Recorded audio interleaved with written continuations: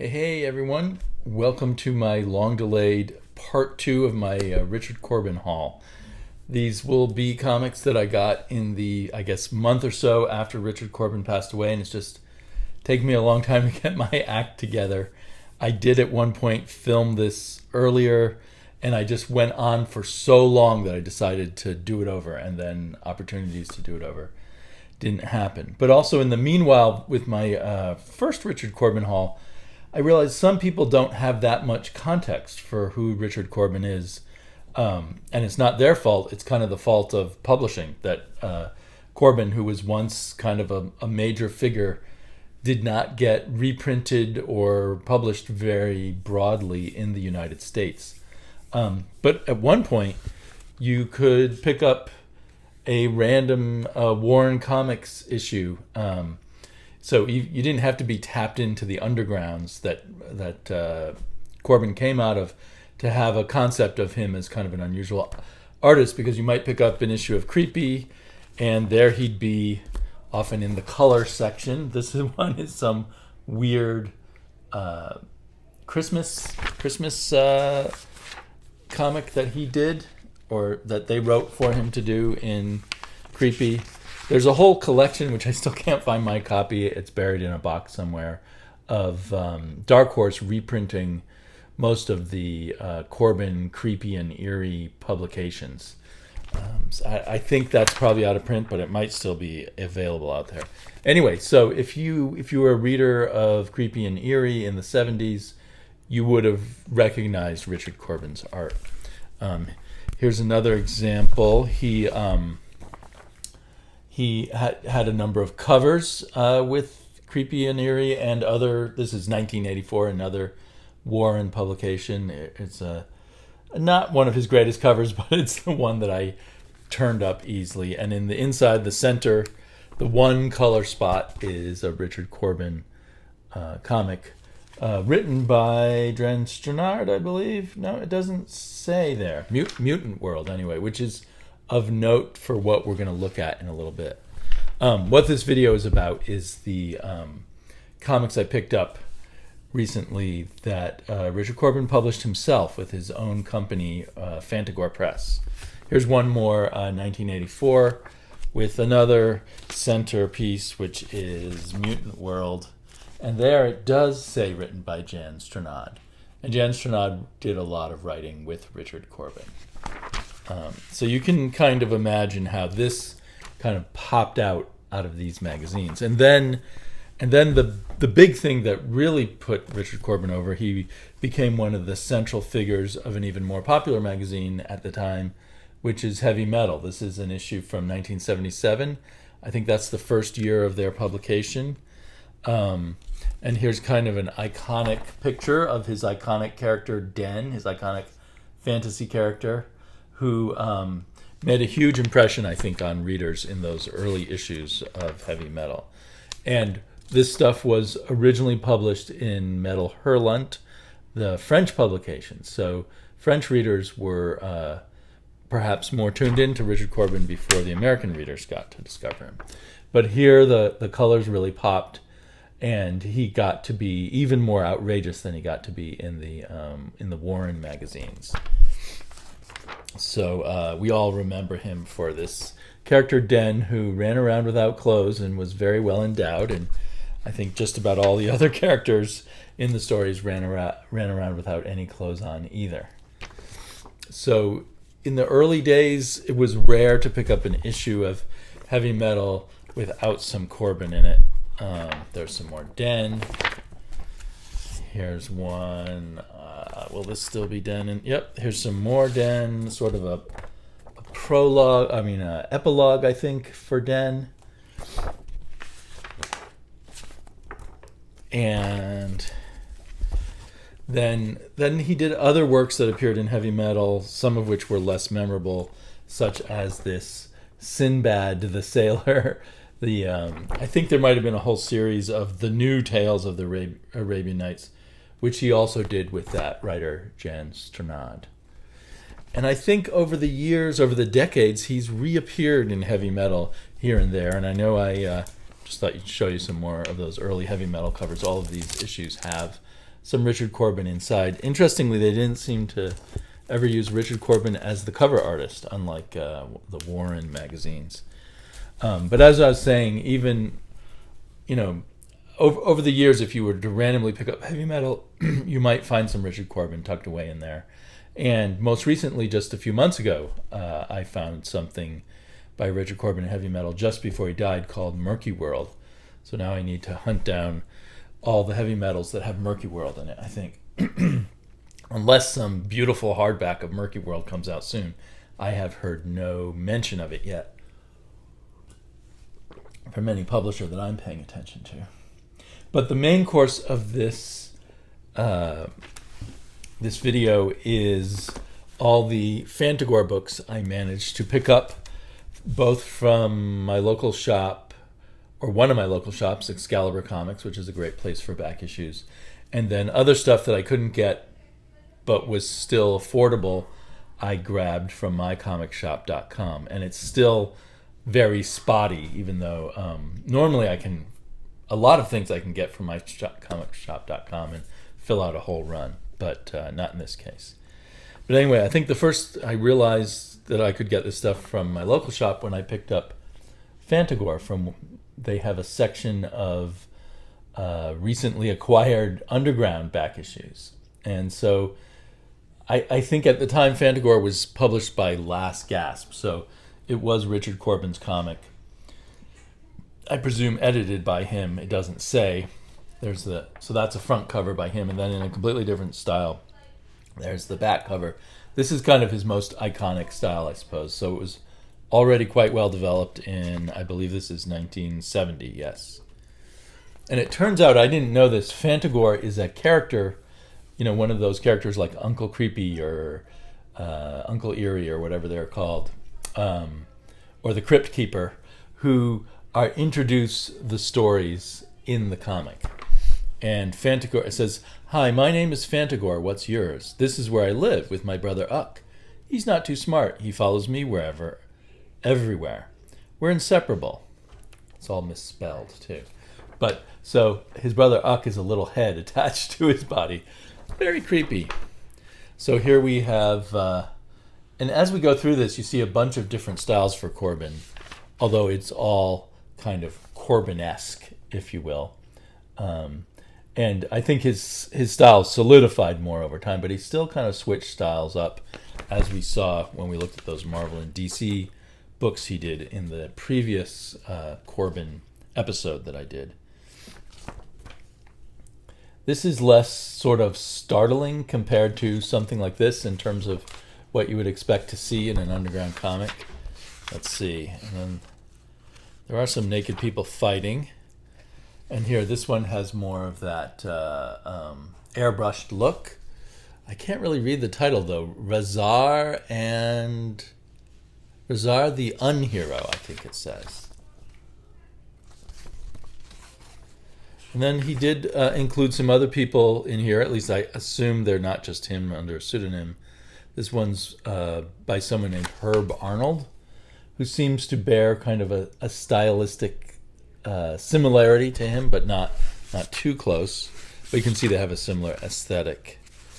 And then he rounds out the issue with more Fantagor and his brother Uck in a pit.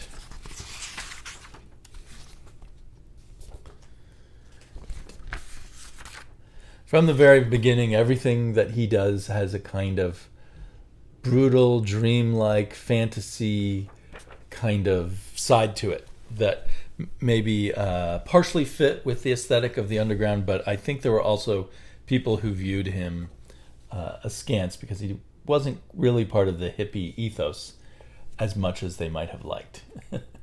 So maybe that's why one of the reasons why he may have moved on to other areas. So this is another issue of Fantagor, Fantagor number 3. I'm not sure how many issues total there were of Fantagor, although obviously I'm missing number 2. And now we've got color. The Temple, looks like Adam and Eve. And here we also see something that's very emblematic of Corbin, which is both both kind of hyper-real and cartoony. And the mix of the cartoony and the hyper-real vary. Here's something by Herb Arnold. So that's his stuff looks more interesting in color, I think. Very garish color. They must have just been experimenting with color. Here's one by Stranad and Richard Corbin together. I don't know when they first started. This is 1972. I don't know when they did their first collaborations together. But that looks kind of cool. It's called Kittens for Christian. Looks post-apocalyptic. And, well, I guess part of the problem of the last video I did is I went too blow by blow through all of these. This is by another artist, Dresser. And then we round out with some more Corbin and Phantagor and Uck and some pretty lady. Okay, so now we skip ahead a bit to the 80s. And Corbin, I think it was the 80s, revived the comic. Now the independent comic shops were a big place to sell your comics. Before, for people like Corbin, it would have had to be hippie bookstores and head shops. But now there was this, starting in the early 80s, there was this growing network of comic shops, which we now call the direct market, which you could hook up with a distributor and sell copies to the stores on a non-returnable basis, which made it much easier for a small business. This one is Rip in Time from 1986. So this is the earliest Fantagor comic I have from Phantagor Press, but I don't know if there were earlier ones. So it's with Bruce Jones, another person who was very active in the fantasy realm, both with eerie and creepy. Do you need anything? I'm recording a video. Is there anything important? It's plugged in the dining room. Oh, okay. Sorry, on the bench, I think. Could you close the door all the way? Where was I? Yeah. So, Bruce Jones was very active in the indie comics and non-indie comics of the 80s and teamed up with Richard Corbin a number of times, I think. Perhaps they met originally in the pages of the Warren magazines. So Rip in Time is a time travel fantasy story. I haven't read it yet. I hope to soon. It's in black and white. I'm not a big fan of it looks like they used one of those typewriters back then that could do something that kind of was like typesetting. A fancy electric typewriter, usually that had those little balls that you could replace the balls with the different type fonts in it. At least I'm guessing that's how they did that. So anyway, and in the back, so you would get like I'm not sure how many pages this is, let's say about a 20-page news story here, and then ads for prints by Corbin. There were a lot of artists making a living by selling their prints in the 80s, I think, in the late 70s too. And then a reprint of something from Corbin's underground days. This one looks pretty cool. Melton's Big Game.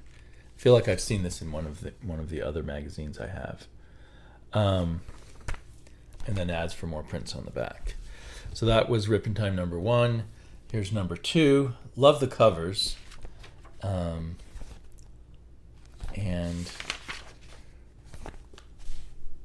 very familiar art throughout that you kind of, if you already knew Corbin, it was exactly the kind of Corbin art you'd expect from having read him in Eerie and Creepy, I think. Less in the way of the nudity and such. Lots of dinosaurs. I wonder if this was an attempt to be more commercial. I mean, because as we all know, dinosaurs are kind of a commercially viable thing in the comic book store. It's fun to see Corbin draw dinosaurs. That was number 4, and here's the conclusion, number 5. So I don't know how... Ooh, the paper got better on this issue. That's interesting. I don't know how successful this was for Corbin and how well these posters sold. I presume pretty well. I think I would have loved to have bought a Corbin poster when I was a teenager. So then shortly afterwards, I think shortly after, let's see, this one came out in color in 1987. And it is called Children of Fire. I think it says Richard Corbin's Children of Fire. I thought it had a co-writer, but maybe not. Still, it's a slightly better font, but I still think it's probably typeset rather than hand fonts. I'm not sure the color the color process on this paper doesn't look quite as good as in heavy metal, but it looks pretty cool. And I don't know what Children of Fire is about because I haven't read that either. And I have acquired. I can't stop looking at the pictures. Let's see if there's reprints in the back.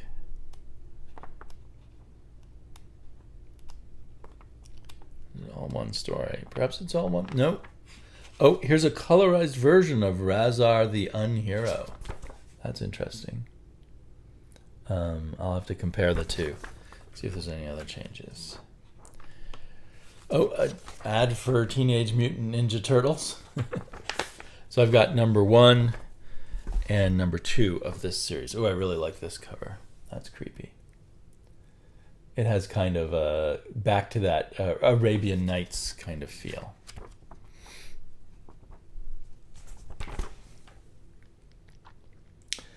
He likes the bosomy women, the odd man-like monsters, mannish monsters.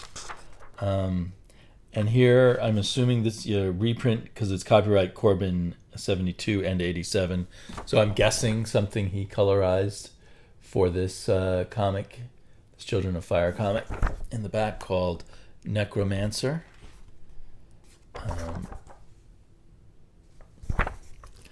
If Corbin had any weakness, I would say it's the font. Oh, and here's another old one colorized, I believe, called The Story of Otek, freely adapted from a Japanese folktale by Harvey C. and Richard Corbin, copyright 1970.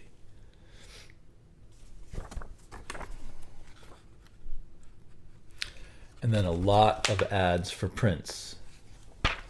I was reading something somewhere with, it was in a new Frazetta book I got, and they just mentioned in passing, oh yeah, it was after that book was published, we made our first million. I guess maybe this was the wife of Frazetta or the daughter. We made our first million off of prints after that book came out. So for the most popular artists, prints were, if you retained the rights to your artwork, were a great way to make a living. And then we have, and I think this is new work from 1988, a new Den book. So how many different Dens were there? Because I know there was a Den and a Den 2 that both appeared in heavy metal. I don't know if this both appeared in heavy metal and in this comic. It's possible. But this Den looks very different. We're in a world of guns. Not everyone's naked. Looks kind of like the Middle East, maybe, or some fantasy world based on the Middle East. I don't know. Maybe not. It's hard to say what's going on here.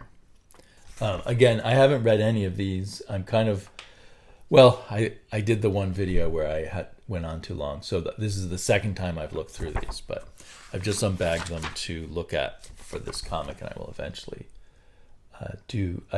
read them and perhaps do videos about some of the ones I've read.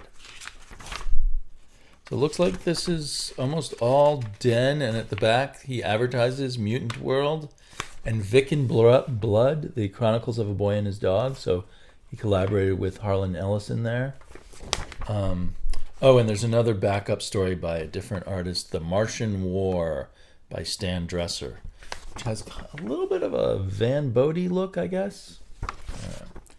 I'm assuming a friend of his from the from the Underground days. I've got Richard Corbin's Den, issue number 2, Fantastic Adventures. A lot of what Den evoked was, because what was really popular in the 70s and 60s were a revival of the Edgar Rice Burroughs books, John Carter on Mars, and The Land That Time Forgot and all that kind of stuff, and Tarzan, of course. And so a lot of young men particularly were reading that. And Corbin's Den seems like a wild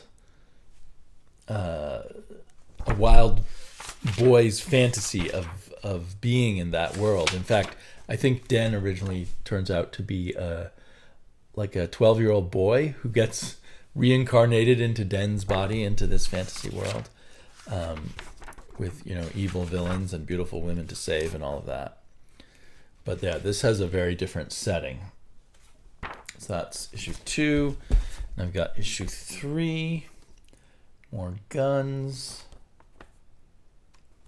Oh, and here's a reprint of that Adam and Eve story at the back. I wonder if he's just using Den as someone to go into all these different adventure stories, adventure settings.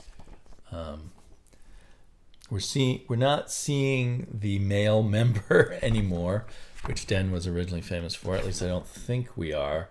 And I wonder if that's sort of self-censorship in an attempt to be more successful in the comic book market, which had kind of an all-ages audience going in and out of the comic book store. Nowadays, it's less all ages than it was back then. Yeah, if Den is naked, it's all in shadows. I can't tell for sure. The search for Den's penis. He seems to be wearing a little bit of underwear. I think that's what it is. But as often as possible, Corbin tries to hide the underwear.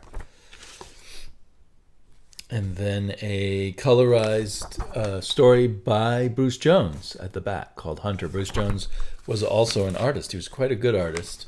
Maybe he wasn't very fast or something, or found that he was better at scripting than art. Because in the end, you see him scripting all over the place, but the art part fades away. Okay, and then, so this was Den 6, so I'm missing like 3 out of the 6 issues. And then you might remember at the beginning of the video, I showed you some stuff from the 1984 magazine, which was published in the 70s, about Mutant World. And then he published Son of Mutant World with Jan Stranad. What have I got here? Issue 1, Phantagor Press still. And what's the date on this? 1990. I'm guessing sales of comics were probably going up in 1990, right? All ships were rising, I think, on the comic store boom. I don't know how the really small indie companies were doing, like Fantagor, but I assume sales were pretty good for a while.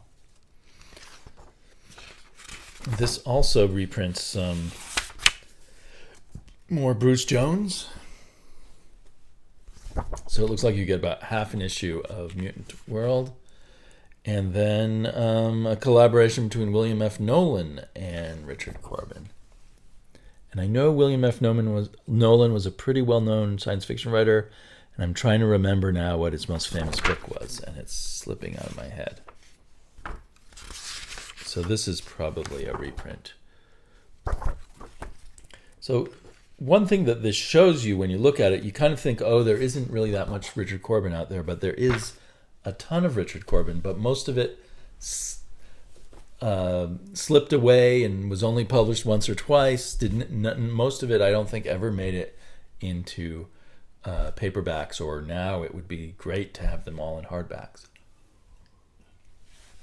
And presumably this stuff that is in Phantagor Press would, maybe not the stuff in Creepy and obviously the Marvel and DC stuff, but this kind of stuff, and maybe most of what he did in heavy metal, must be under his copyright line, which would now be his widow's copyright. So I just am not sure why there haven't been from Dark Horse or IDW or someone like that some really nice books that really reprint his art nicely and keep him going. So this is interesting. Son of Mutant World goes to black and white still in 1990. So maybe I'm wrong about the sales. I think they were having trouble, and so they switched to black and white. They were having trouble financially.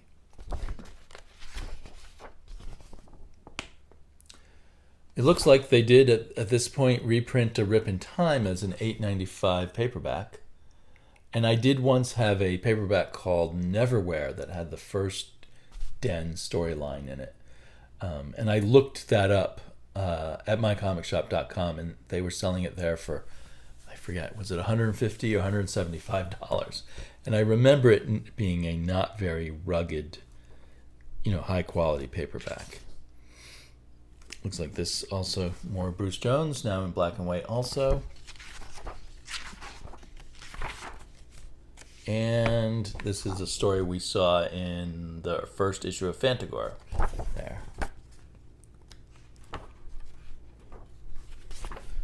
Oh, and they market a movie or video. Unearthly Terror. It's hard to read the print here.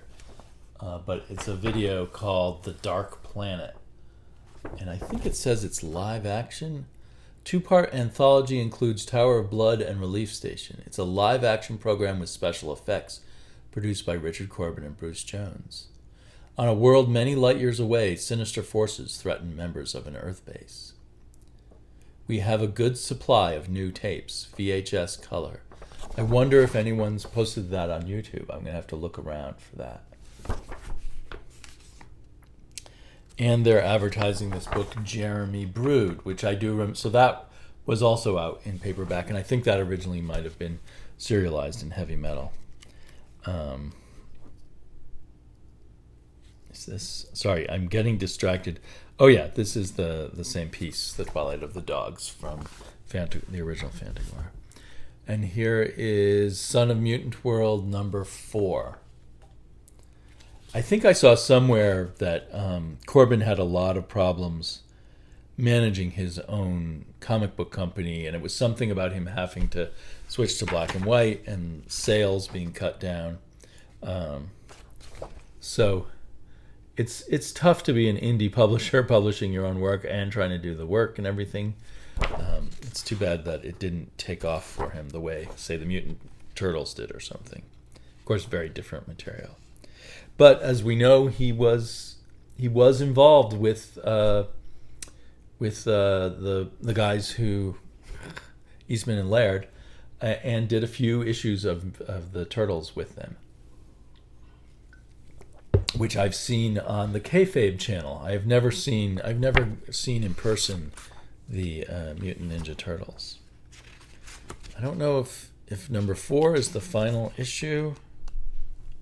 Does it say it says continued next issue, so presumably there was an issue number 5, and it continues with the backing material, the Bruce Jones, and reprints of Corbin work and some other people. There's the Independent, the other Corbin work it reprints here. And then I found this Den Saga, and which is from Phantagor Press and Tundra Publications. Was Tundra Eastman and Laird's press? I think maybe it was, or one of them. And so yet again, some more Den in something called Den Saga, which seems to use more photographic effects. I'm not that big of a fan of that, but it's interesting looking. It's on a different kind of paper again, and overall the whole thing has a bit more of a airbrushed photo look. I don't know if in 1990 it would be likely that he would be using Photoshop yet. Probably not. So this is interesting and exciting, a large size, because you want this. I would love to get a lot of Corbin work in this size, in this quality paper and everything. I don't know if this... Return of the Penis, too. At least a little bit. I don't know if... I should title this video The Great Penis Hunt, but I probably won't. I don't know if this really did continue, if there was more than issue 1. It does say on the back there'll be an issue 2. The back piece here is a Corbin adaptation of a Clark Ashton Smith story, who was another one of those Weird Tales writers. Weird Tales was the pulp magazine that published H.P. Lovecraft and Robert E. Howard. And Clark Ashton Smith is a bit more obscure, but he has a pretty strong following amongst lovers of weird fiction. I've only read a little bit by him, and I'd love to read this comic book adaptation. And that may be... And they promise another Clark Ashton Smith adaptation in the next one, The Vaults of Vombus.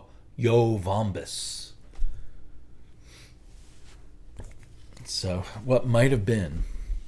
And then last but not least, still listed as Phantagor Press, I got off of Richard Corbin's website. It's called Odds and Ends. It cost $13, and I think I had to pay postage too. But I was in the heat of my mourning for Richard Corbin when I ordered this, probably a week or two after his death. That looks like a self-portrait. And the main thing it contains is From the Pit Part 2. It's copyright 2009 by Richard Corbin. I don't know where From the Pit Part 1 was. Oh, it says first, I say that in the first issue, From the Deep, was published by Phantagor Press in 1994. And this sort of smaller, I'm assuming cheaper publication just for the most hardcore fans was published in 2009.